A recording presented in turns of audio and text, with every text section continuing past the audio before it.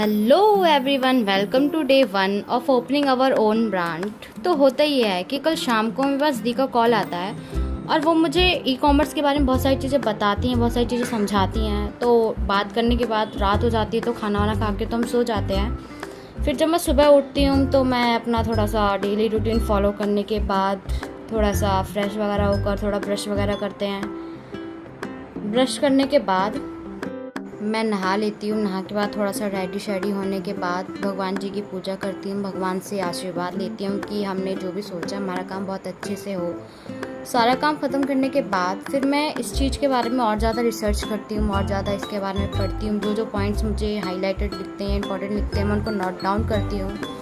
और काफ़ी की पॉइंट्स होते हैं, मुझे मिलते हैं बहुत सारी चीज़ें। तो क्या क्या मैंने इन्फॉर्मेशन ली और आगे हम काम किस तरह से शुरू करने वाले हैं, इन सारी इन्फॉर्मेशन के बदलने के लिए आगे आने वाली वीडियो पे। Thank you, bye bye.